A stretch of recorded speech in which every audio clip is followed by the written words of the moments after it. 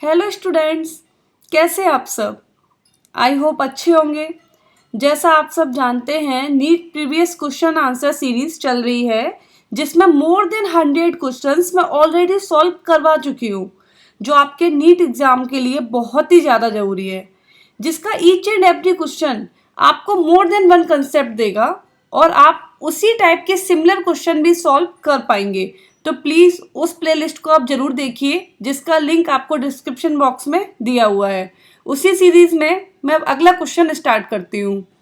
Question है आपका, ionic mobility of which of the following alkali metal ions is lowest when aqueous solution of their salts are put under an electric field। मतलब आपका जब alkali metal salts है, अगर आपने उसको water में डिजोल्व किया तो एल्कली मेटल कैटाइंस में ब्रेक डाउन होगा, वो मतलब उसका एक्वस सोल्यूशन जनरेट हो जाएगा।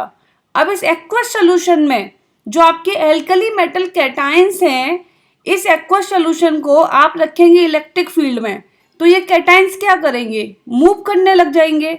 आयनिक मूवेबिलिटी का मतलब होता है आयंस के मूव करने की टेंडेंसी।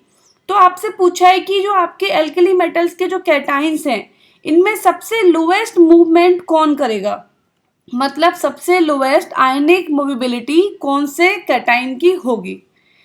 अब आप देखते हैं एल्कली मेटल्स, ये आपके एल्कली मेटल्स हैं। जब आप डाउन द ग्रुप जा रहे हैं तो साइज क्या हो रहा है, इंक्रीज हो रहा है।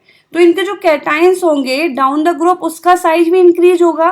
मतलब अगर हम नॉर्मली बात करें, अभी हम एक्वस सोल्यूशन की बात नहीं कर रहे हैं, अगर हम नॉर्मली बात करें तो सबसे ज़्यादा साइज होगा आपका Rb+ का।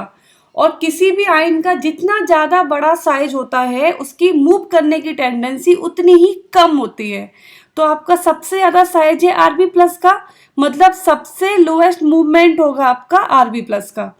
बट एक्वस सोल्यूशन में क्या होता है, जब भी आपने साल्ट वाटर में डाला था तो साल्ट में जो कैटाइन है वो डिसोसिएट होगा किस टाइप से, उसका कैटाइंस उसके सराउंडिंग वाटर मॉलिक्यूल्स आ जाएंगे। अब जो कैटाइन सबसे ज़्यादा छोटा होगा, सबसे ज़्यादा न्यूक्लियस पावर होगी, मतलब पॉजिटिव चार्ज जिस पे सबसे ज़्यादा स्ट्रॉन्ग होगा, वो सबसे ज़्यादा एक्वस लेयर बनाएगा। मतलब H2O की जो लेयर्स हैं वो उसके सराउंड सबसे ज़्यादा बनेंगी।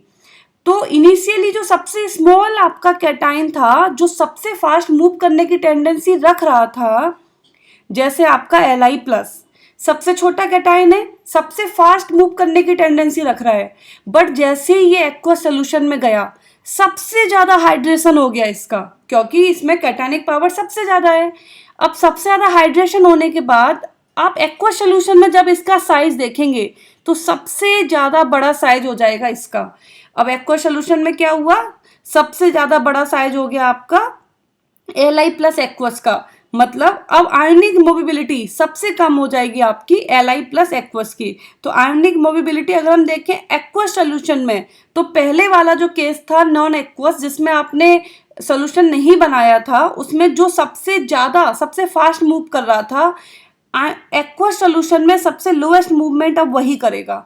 तो सबसे लोएस्ट मूवमेंट किसका होगा, सबसे लोएस्ट आयनिक मोबिलिटी होगी एक्वस सोल्यूशन में आपके लिथियम आयंस की।